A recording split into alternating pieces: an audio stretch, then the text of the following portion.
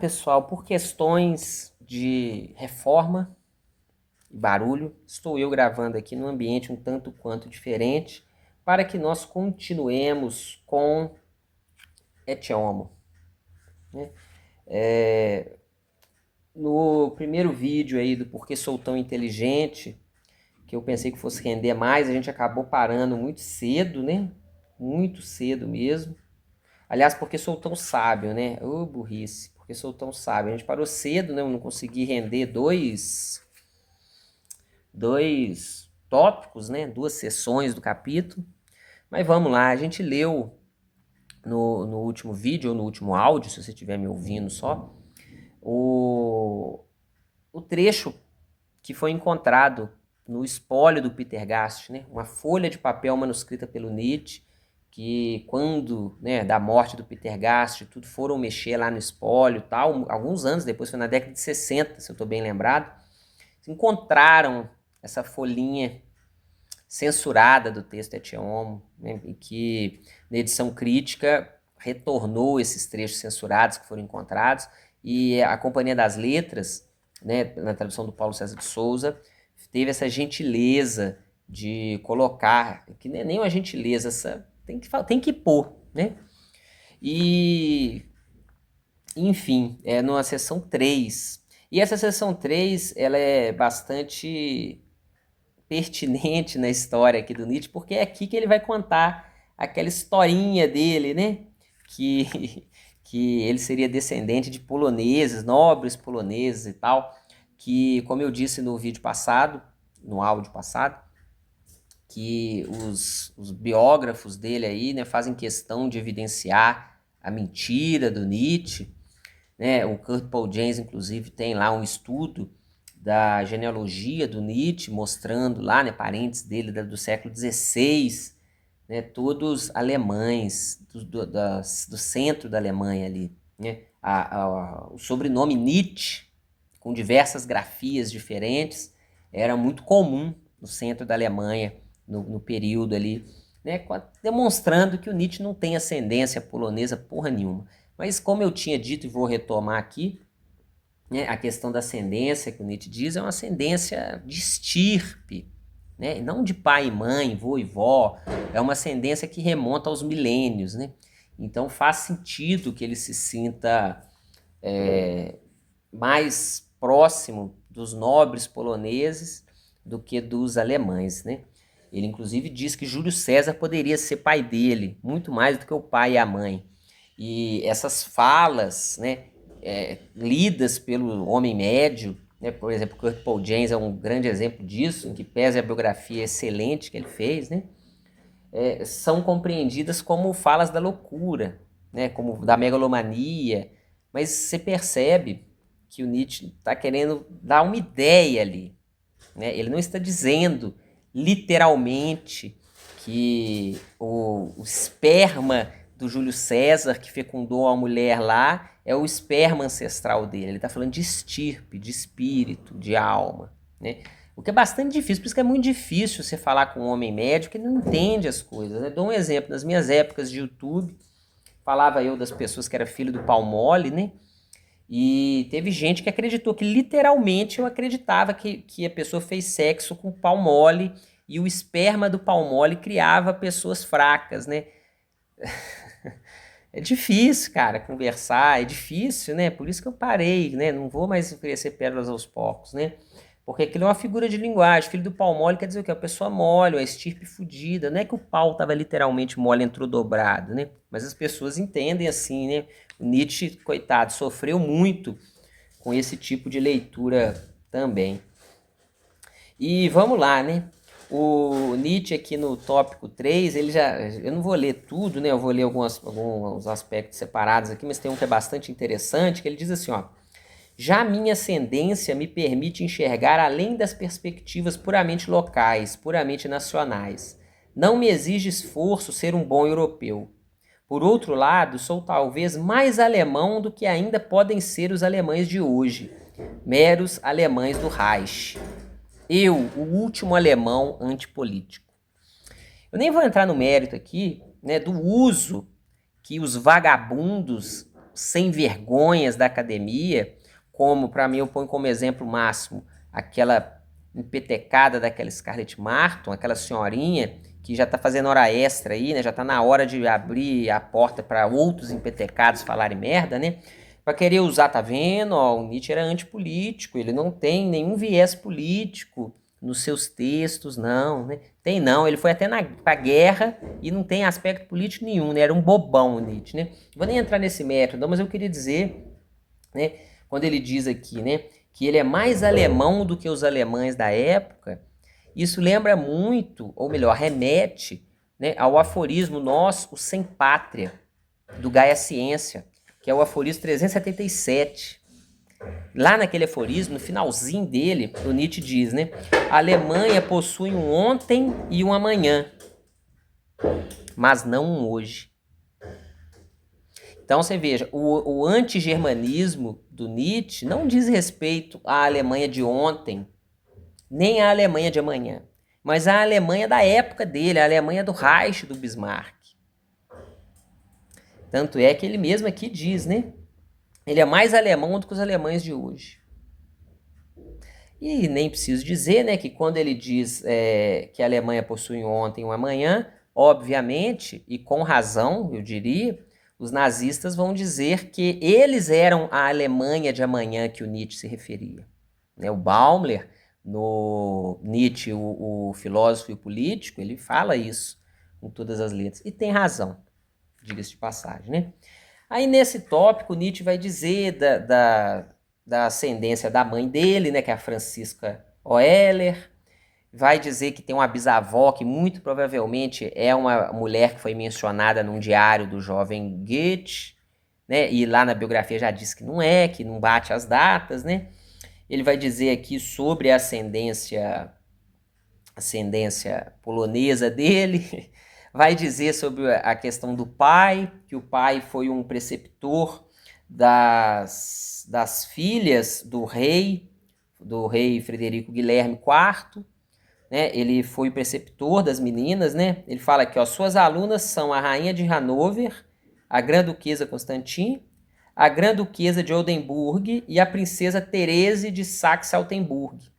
E vai contar, né, que ele nasceu no dia 15 de outubro, que inclusive é o mesmo dia em que fazia, né, anos, né, ou seja, o dia de aniversário do Frederico Guilherme, que por isso o pai dele o batizou de Frederic Wilhelm Nietzsche. Né? O Nietzsche chama Frederico Guilherme Nietzsche. Para quem conhece a biografia do Nietzsche, sabe-se Deus por que ele abandonou o Wilhelm. Né? O nome dele é Frederic Wilhelm Nietzsche, mas ele assinava Frederico Nietzsche só. Ele ele largou o Wilhelm para lá.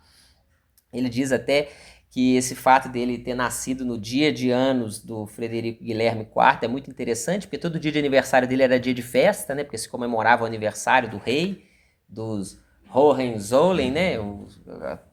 O Império Austríaco, né? Os reis do Império Austríaco aí. Ele fala do pai dele, o pai dele foi pastor e tal, e ele diz o seguinte: vejo como um grande privilégio haver tido tal pai. Parece-me mesmo que assim se explica tudo mais que possuem privilégios. A vida, o grande sim, a vida não incluído.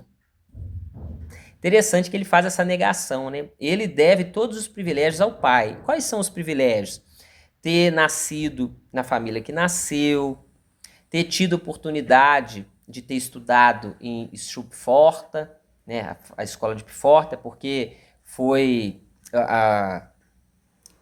as boas notas que ele tirava na escola, tudo lá, e essa relação que a família dele teve com a família imperial austríaca, que permitiu com que ele ganhasse uma bolsa, bancaram ele, né? Teve um nobre lá que bancou a educação do Nietzsche em Pforta, senão ele não teria estudado. Então esses privilégios, né? Ter nascido numa família de intelectuais, né? Ele vem de uma longa ascendência de pastores, de pessoas da teologia, do estudo, né? Esses privilégios ele falou que herdou do pai, mas não o sim à vida. O sim à vida é dele. Ou seja, o sim à vida é da ascendência polonesa do Nietzsche. São dos pais antigos, né, dos antepassados, não do pai biológico dele, é o que ele está dizendo, né? Sobretudo, que não me seja preciso aspirar, mas tão somente esperar, para ingressar involuntariamente num mundo de coisas elevadas e delicadas. Lá estou em casa. Minha mais íntima paixão torna-se lá somente livre. Ou seja, ele está dizendo, eu não preciso, nossa, eu vou pensar um negócio cabuloso aqui. Não, já vem naturalmente para ele, eu só preciso esperar. Né? E ele está dizendo, isso vem dessa ascendência, né, do pai, do avô, do bisavô, dessa ascendência de pensadores. Né? Nietzsche foi uma soma dessa ascendência aí. Que eu tenha pago quase com a vida esse privilégio, por causa das doenças dele, como a gente viu, né? Não é certamente um negócio injusto. Para compreender um pouco que seja do meu Zaratustra, é necessário talvez estar em condição semelhante à minha, com um pé além da vida. A doença deixou ele com essa visão além da vida aí que ele está dizendo, né? Que foi o preço a se pagar para que ele tivesse essas ideias, como a gente viu, né, da questão da dialética e tudo mais que a gente viu no vídeo ou no áudio passado, dependendo do que você está fazendo. E muito pertinente aqui também, no tópico 4 já, ele vai dizer que nunca ninguém se indispôs com ele, que muito pelo contrário, as pessoas sempre tiveram muita boa vontade para com ele. E a interpretação desse tópico sempre cai, né, se você for ver o Kurt Paul James, eu vou colocar o Kurt Paul James como exemplo da interpretação de que este livro, Ecce Homo, é fruto da doença megalomaníaca do Nietzsche, que tem essa leitura que, diga de passagem, foi rechaçada pelo Freud, né, para quem conhece a reunião do Círculo de Viena, lá em 1908, quando do lançamento do Ecce Homo, eles discutiram esse livro em 2 reuniões, né? E o Freud teceu vários comentários interessantes aí a respeito do livro, e ele defende a tese de que o livro não é fruto da doença, não, o Freud. Né? Mas o Kurt Paul James e outros defendem essa ideia. E falas como essa do Nietzsche são interpretadas por esses bonzinhos, tipo o Kurt Paul James, como fruto da megalomania. Tá vendo? Ó, o Nietzsche estava megalômano, ele já estava pensando que todo mundo gostava dele, tudo, mas não é isso. Porque o grande ponto aqui que o Nietzsche está querendo dizer, que está subentendido aqui nesse tópico 4, como a gente vai ver aqui, é que se as pessoas realmente levassem a sério as ideias do Nietzsche, se indisporiam com Nietzsche. Porque o Nietzsche queria matar todo mundo.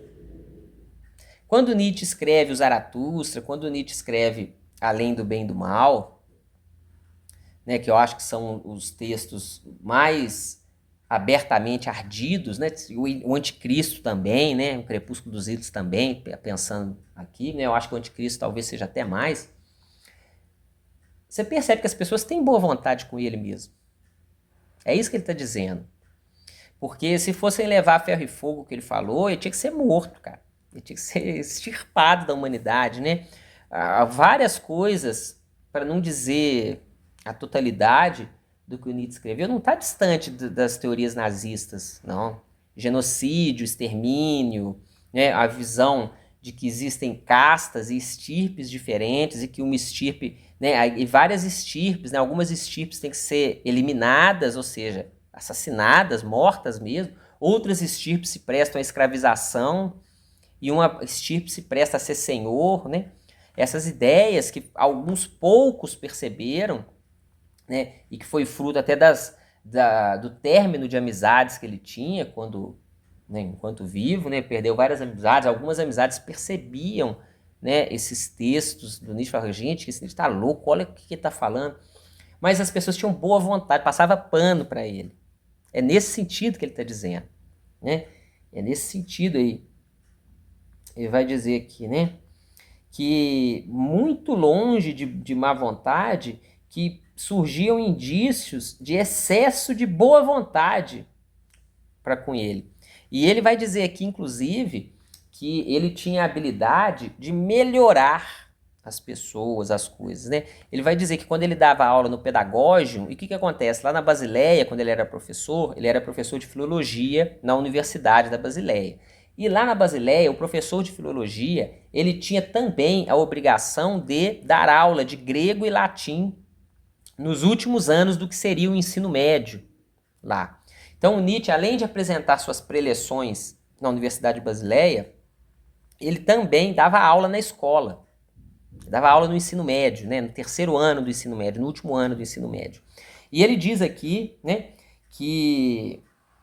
Eu vou ler. Ele diz, ó, sempre estive à altura... Mesmo minhas experiências com aqueles com quem todos têm más experiências falam a seu favor. Eu domo qualquer urso, faço até os bufões se comportarem. Nos 7 anos em que ensinei grego à classe mais adiantada no Pedagógium da Basileia, não tive ocasião para impor castigo. Os mais relapsos eram industriosos comigo. Sempre estive à altura do inesperado. Devo estar despreparado para estar senhor de mim. Seja qual for o instrumento, esteja ele desafinado como só o instrumento homem pode desafinar. Eu teria de estar doente para não conseguir extrair dele algo que se ouvisse. E quantas vezes ouvi dos instrumentos, entre aspas, mesmos, que eles nunca haviam se escutado assim. E aí ele vai falar aqui a respeito de um amigo dele, né, do Erich von Stein, que teve com ele uma época lá na Engadina, né, em Sils Maria, e que desabrochou lá e tal, né.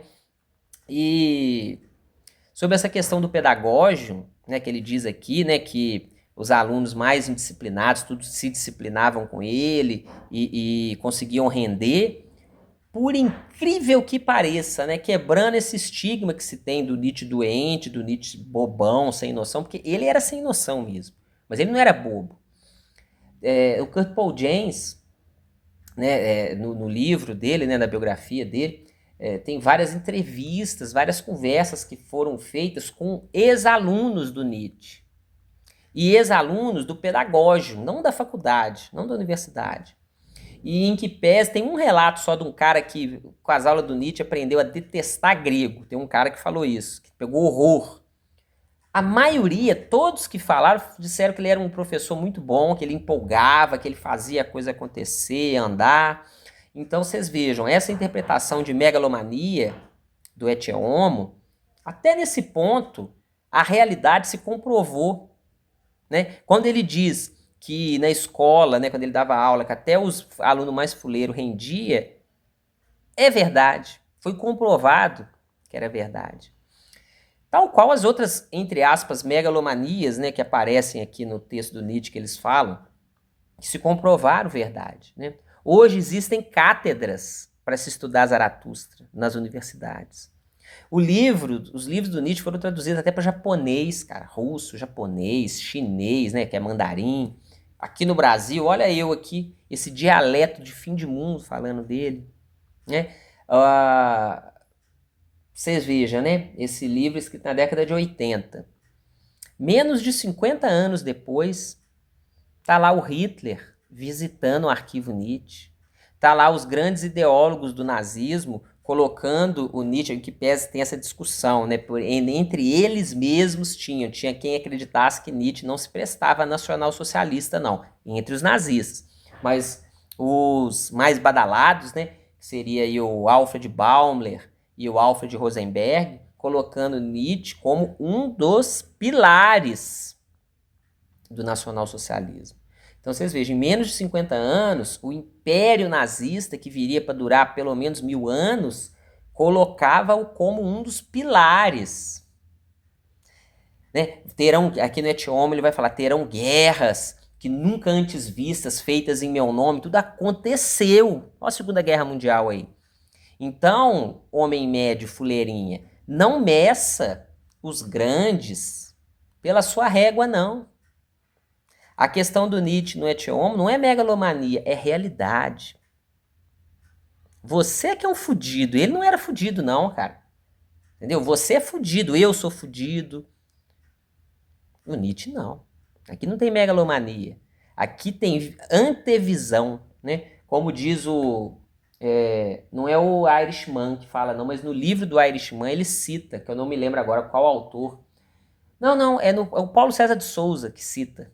Não é o Irishman, não. É o Paulo César de Souza, cita que um autor disse que o Nietzsche era como se fosse um sismógrafo, né, registrando a movimentação das placas tectônicas antes de que o ser humano sentisse, o ser humano, né, e a humanidade como um todo, sentisse o terremoto desse movimento. Verdade, né? Seguindo aqui, né, nesse tópico, Nietzsche vai falar da questão da compaixão, e ele fala um negócio aqui que é interessantíssimo, né? Como tudo que tem escrito nesse Etioma é interessante, né? Ele vai falar sobre como a compaixão atrapalha, e as pessoas não entendem, né? As pessoas não, né? Os sub-humanos aí, os homens médios, né? Não entendem como que a compaixão pode atrapalhar. E ele fala aqui de uma forma muito simples, muito clara, né? Ele diz: o que lanço, ele fala várias coisas, mas eu não vou ler tudo, né?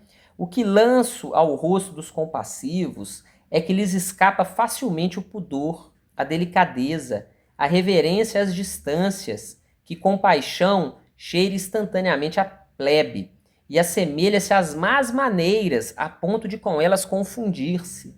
Que mãos compassivas podem por vezes interferir destruidoramente em um grande destino, em uma solidão ferida, em um privilégio a culpa grave. 2 pontos. Primeiro, compaixão é uma falta de bom gosto, mete a mão onde não deve, é intrometido.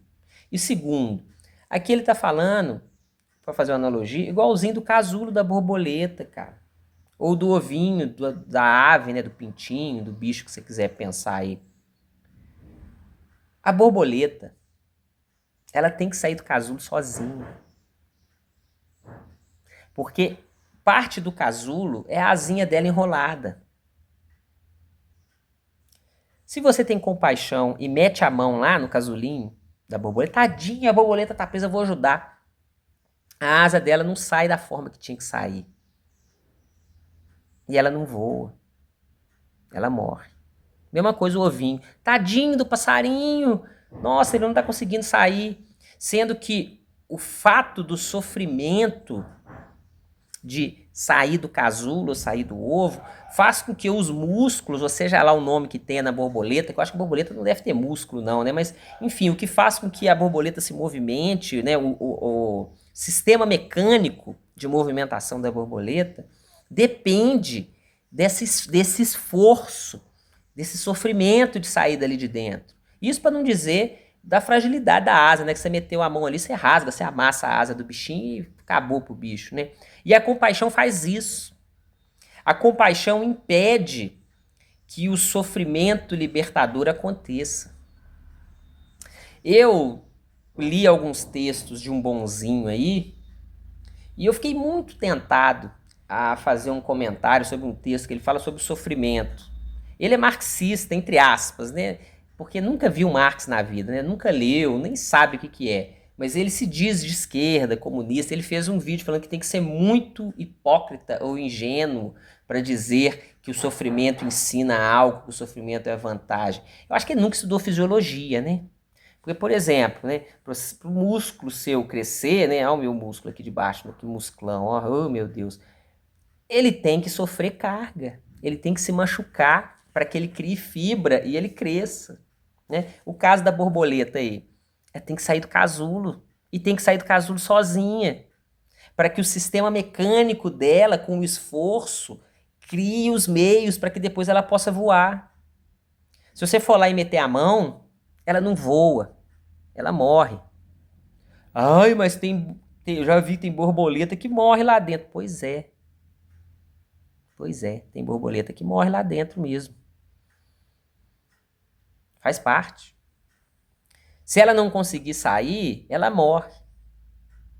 Se ela não conseguir sair, ela não era apta para viver. Agora, se você força a saída dela pela compaixão, você está condenando ela à morte também.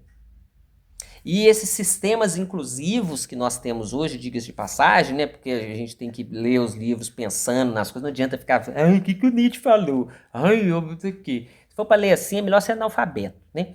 Mas esses sistemas que nós temos hoje, de inclusão, identitarista e tudo, o que que faz? Ah, vamos tirar a borboleta do casulo e a gente arruma uma cadeirinha para ela andar. Mas a borboleta é para voar, velho. ela não vai ser borboleta, ela vai ser uma outra coisa, independente, né? Eu nem vou entrar nesse mérito do identitarismo aí. Você leia o Ted Kaczynski que você vai entender melhor, né? Leia lá o Sociedade Industrial e seu Futuro, que o Kaczynski, esse grande pensador contemporâneo, já escreveu o que tinha que ser escrito sobre isso lá de forma bastante resumida, né? Mas essa é a questão da compaixão. A compaixão impede que a pessoa passe pelo sofrimento e se engrandeça com o sofrimento, porque há que se ter necessidade de ser forte para o selo, como diz o Nietzsche no próprio Etioma aqui, né? No Crepúsculo dos Ídolos ele fala isso também. Mas aqui no Etioma tem essa fala, nós vamos chegar lá. E se não se for forte o bastante, você morre.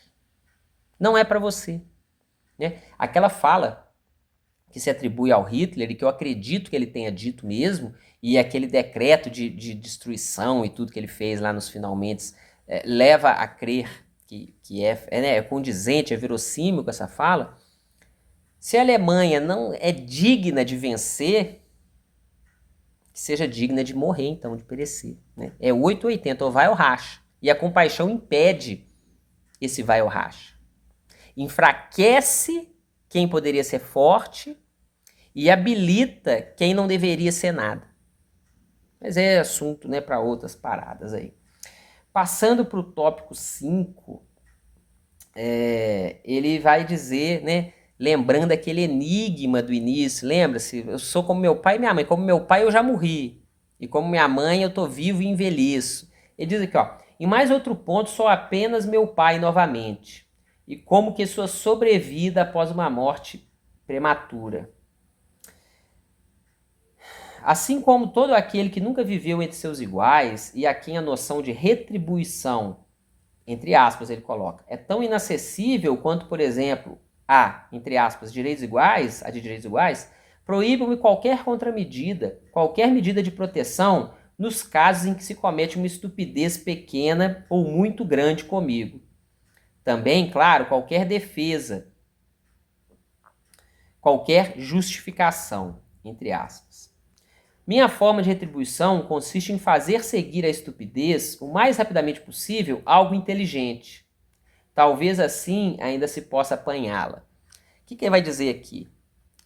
Não sei se vocês se lembram, mas eu acho que é no Zaratustra que... Não sei se é no Zaratustra ou se é aqui no Etiomo. Acho que é aqui no Etiomo, né, que ele fala, né? Eu não lembro agora e não anotei, né? Até porque o meu caderno de anotação ficou lá na Reforma. Eu vim só com o livro, então vou ter que lembrar de cabeça, por isso que eu tô aqui meio perdido. Porque as minhas anotações ficou para trás. Mas em algum momento aí, não sei se é aqui no Etiomo ou no Zaratustra, ou no Anticristo, que eu ia falando Anticristo, vocês viram que eu ia falando Anticristo? Talvez seja no Anticristo, porque me veio assim, de supetão, quase que eu ia falando, deve ser no Anticristo. Que ele diz sobre Buda, que Buda diz, não é com a inimizade que se termina uma inimizade, mas é com a amizade que se termina a inimizade. E é nesse sentido que ele está dizendo aqui, ó, que ele está falando que ele nunca retribui, ele sempre contra-age, ele age diferente. Se alguém vem com a estupidez, ele vem com a inteligência. Olha lá, usando uma imagem, envio um recipiente com doces para desfazer-me de uma coisa azeda. Basta que me façam algo de mal, eu o retribuo, entre aspas. Disso esteja seguro. Logo encontro a oportunidade de expressar minha gratidão ao, entre aspas, malfeitor. Por vezes até pelo mal feito. Ou de pedir-lhe algo, o que pode ser mais cortês do que dar algo. Então ele está falando, porque o que ele está querendo dizer aqui, né? Igual o Buda que ele cita. É preciso quebrar o ciclo. Quebrar o ciclo. É preciso passar ao largo, afastar. E como é que você afasta? É fazendo aquilo que a pessoa não espera que você faça. Se a pessoa quer chamar a sua atenção, você não dá atenção. Se a pessoa quer fazer o mal, se você retribui o mal, você está preso naquele ciclo. Né? É com a amizade que se termina uma inimizade. É nesse sentido. Não ficar preso na cadeia ruim que te pesa, né? Que vai ser o porquê sou tão inteligente. Daqui a pouco ele vai trazer os métodos disso. Esse é um método de quebra desse ciclo, de sair da mão do outro, né? Da mão do palhaço, como diz, né? E ele vai falar sobre grosseria, que é interessante demais, porque muita gente se ofendia com as grosserias dele, né? E ele foi grosseiro com Schopenhauer, foi grosseiro com Wagner, foi grosseiro com as meninas lá da Mavilda von Meisenburg, né? Pra quem não sabe aí, mas veja lá no vídeo do Zaratustra, das mulherzinhas, né? Esqueci como é que é, sobre novas e velhas mulherzinhas, né? Eu acho que é assim que chama, esqueci o título do capítulo do Zaratustra, que é o famoso vais ter com as mulheres, não esqueças o chicote, né? Ficou na boca do povo essa fala do Zaratustra aí. Né? Tem uma correspondência dele falando, ele fez aquilo por querer, para instigar, para espizinhar as feministas, falar, agora elas vão ficar putas, agora eu quero ver. Uma trollagem. Ai, meu Deus, enfim. Ele vai falar sobre essas grosserias dele, né? Ó, parece-me também que a palavra mais grosseira, a carta mais grosseiras, são ainda mais humanas e mais honestas do que o silêncio. E aí ele tá falando dele mesmo, porque ele ficava muito puto dos outros tratarem ele com condescendência. Tanto é assim que quando ele escreveu o Para Além do Bem e do Mal, e ele enviou para várias revistas, a revista Der Bund fez uma resenha, que é até a famosa resenha, que falou que aquele livro era dinamite, né, que o cara faz uma analogia, ele fala, tal qual os vagões de trem que carregam dinamite, tem uma placa preta avisando perigo, dinamite, não sei o quê, que o livro Além do Bem e do Mal tinha que vir com isso na capa, cuidado, dinamite. E o Nietzsche ficou extasiado com isso, né? Tanto é que ele pegou isso pra vida, né? Aqui no Et Homo mesmo ele diz, né? Eu não sou um homem, eu sou dinamite. Ele tirou isso dessa resenha do cara. E a resenha desceu o pau nele. Desceu o pau nele. É a primeira resenha que se tem notícia, né? Escrita oficialmente, que vem com aquela psicologização do Nietzsche, de dizer que a filosofia do Nietzsche seria uma compensação pelo fato dele ser fraco. E detalhe, ele tinha doença, tanto mental quanto física, né? Não enxergava, tinha doença gástrica, ele era todo fodido. Mas ele era corpulento. Ele andava 8 horas por dia, fazia 8 horas de caminhada por dia, escalava a montanha, descia a montanha, ele era forte. Nos relatórios de internação dele, psiquiátrica, tanto na Basileia quanto em Iena, né, essas internações se deram em 1889, se você ler lá os relatórios médicos, você vai ver que na compleição física ele tinha saúde exemplar, de ferro. Ele era bruto, era grande, corado, corpulento, ele não era fraquinho, franzino, não. Mas acho que é Widman que chama o cara, tá me vendo na cabeça aqui, que fez essa resenha do Além do Bem e do Mal, o Der Bund, na época do lançamento, em 86, né, 1886, ele foi o primeiro que veio com essa história, né? A gente sabe que ele é um professor da Basileia, um erudito, né, doentado, que está aposentado por doença física. Então, essa ideia do barbarismo, do elogio a César Borgia e outros sanguinários, é uma espécie de compensação de um professor fraco. Ele é o primeiro que vem com essa história, né? Desce o pau no Nietzsche lá. Mas levou o Nietzsche a sério. Leu o Nietzsche e escreveu grosserias sobre ele. E ele ficou satisfeito. Por quê? Viram ele tete a tete, diferente dos outros que pegavam os textos dele e não lia, ou se lia, vinha com aquelas conversas, né? Tipo o Jacob Burckhardt, que diga de passagem, o Nietzsche achava que eles eram amigos, né, tadinho? Ô Nietzsche iludido, né? Que ao ler Zaratustra, falou, nossa, você devia fazer experiências aí no campo estético, né, artístico, né? Ou seja, não levou a sério, né? E ele ficava puto com isso, né? Quando os outros condescendiam com ele. Ele preferia que brigasse. E ele mesmo tinha essa perspectiva. Ele não condescendia com ninguém. Ele descia o pau, né? Desceu o pau no Davi Strauss, desceu o pau no Schopenhauer, desceu o pau no Wagner, desceu o pau no Hartmann, desceu o pau no Dürer. Ele desceu o pau em todo mundo, né? Ele era um chato. Você lê os livros dele, é só ele xingando os outros, né? Mas aqui ele explica isso, ó. Eu vou retomar do início, né? Parece-me também que a palavra mais grosseira, a carta mais grosseira, são ainda mais humanas e mais honestas do que o silêncio. Aos que silenciam, falta-lhes quase sempre finura e cortesia do coração. Silenciar é uma objeção. Engolir as coisas produz necessariamente mau caráter. É uma coisa que ele fala no Zaratustra, né? Toda verdade silenciosa se torna venenosa. Tem um capítulo lá que ele fala isso, não lembro qual. Mas já é um capítulo já tratado por nós aí. Eu já fiz vídeo sobre ele, mas não lembro aqui de cabeça qual. Como eu disse, eu tô sem as anotações aqui, tô fazendo de cabeça. Estraga inclusive o estômago. E interessantíssimo que quem tinha o estômago estragado? O Nietzsche. Nietzsche tinha o estômago estragado. Falei sobre as questões da dieta, né, das dietas malucas que ele tentava fazer no vídeo passado, e ele tinha esse gravíssimo problema de estômago. Então, aos que silenciam, falta-lhes quase sempre finura e cortesia do coração. Silenciar é uma objeção, engolir as coisas produz necessariamente mau caráter, estraga inclusive o estômago. Todos os calados são dispépticos, que é uma doença, né, do estômago. E o Nietzsche era doente do estômago. E ele escreve isso.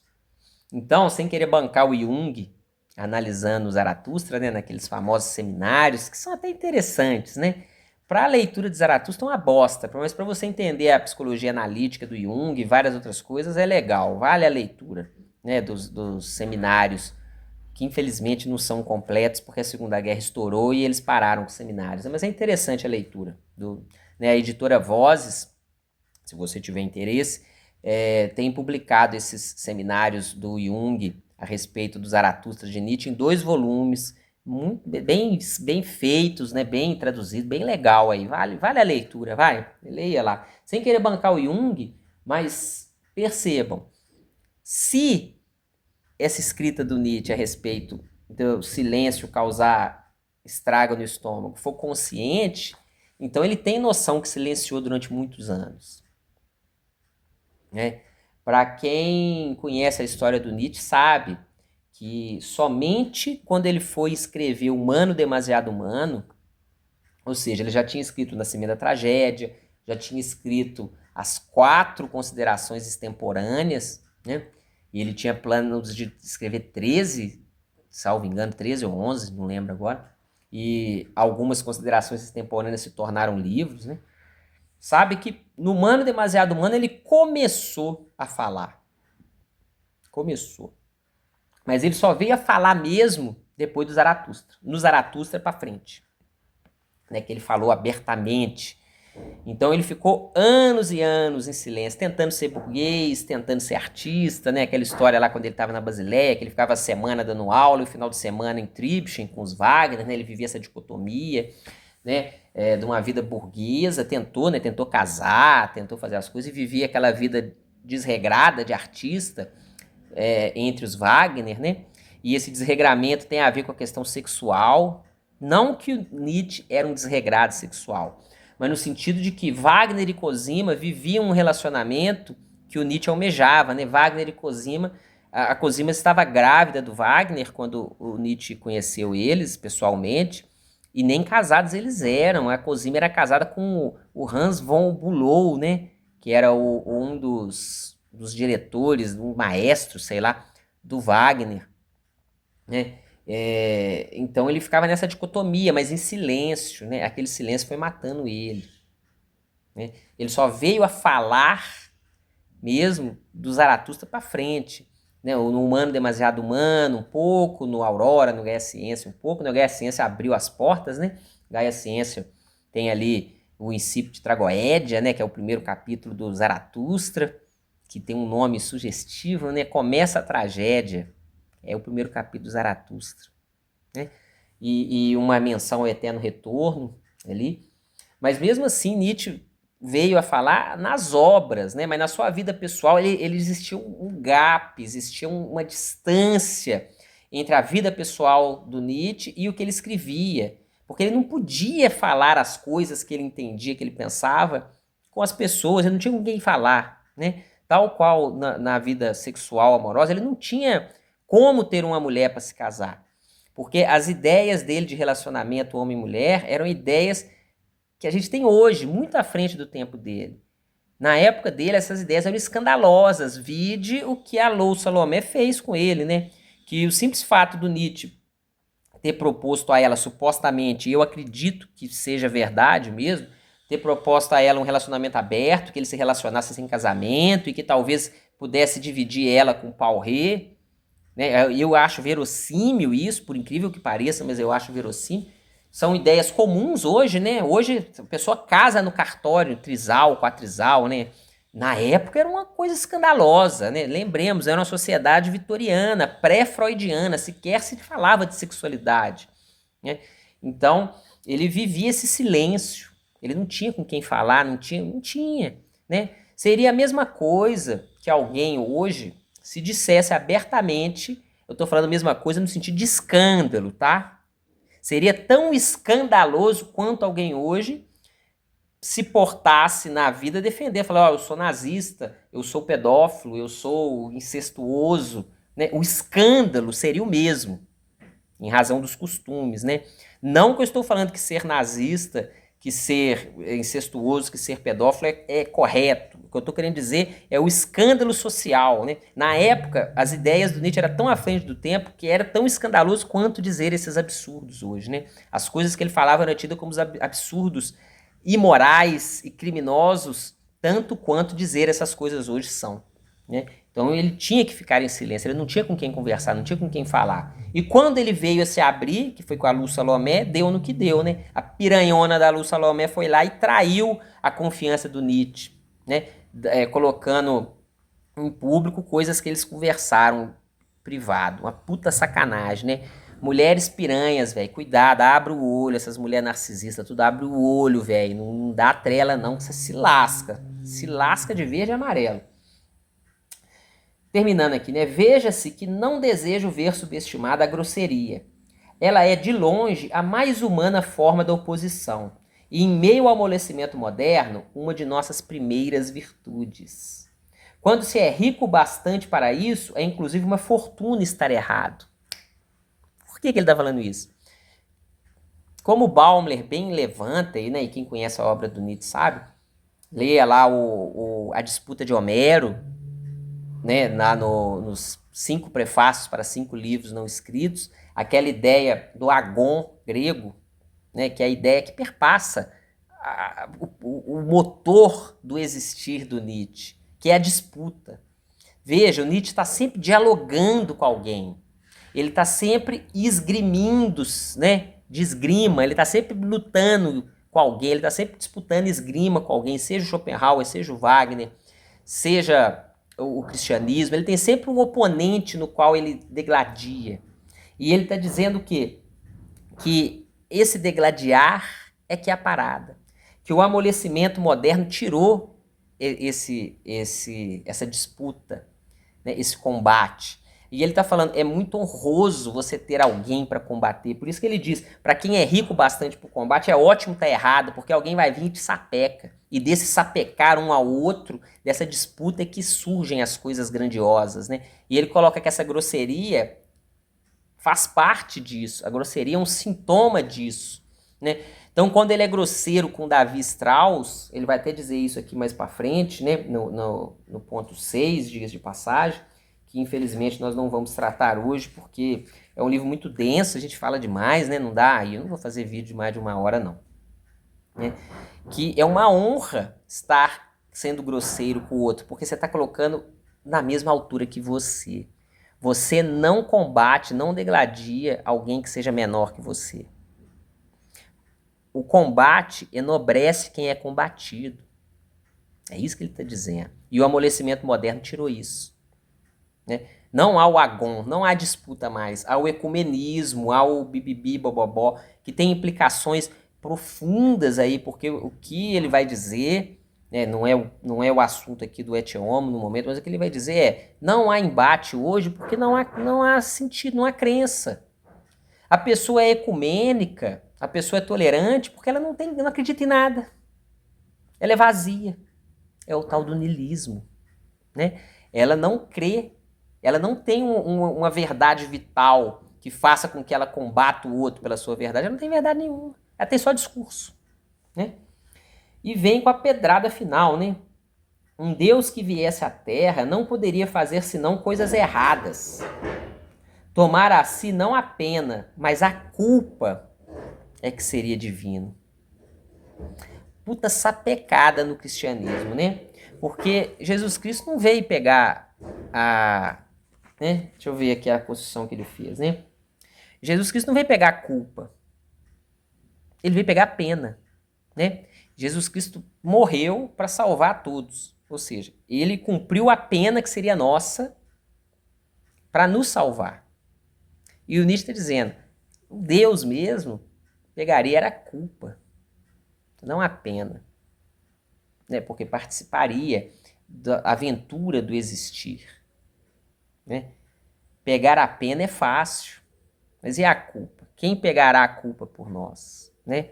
Quem se deitará no chão por nós? Né? Disse o Caminho à queda, né? Jesus deitou no chão por nós, mas não pegou o motivo de ter deitado, pegou só a pena. Né? Enfim, vou parar por aqui, nós vamos fazer 3 partes, né? Falta o 6, o 7 e o 8, sendo que o 8, grande parte, é uma citação da Gentalha, né? Do Zaratustra, mas eu vou parar por aqui, né? Fica muito cansativo, principalmente para mim, que fico falando, né? 1 hora falando. E semana que vem nós continuamos aí, então, na última parte do Porquê Sou Tão Sábio, né? 6, 7, 8 e uma conclusãozinha para nós ficar numa boa. Falou e tchau.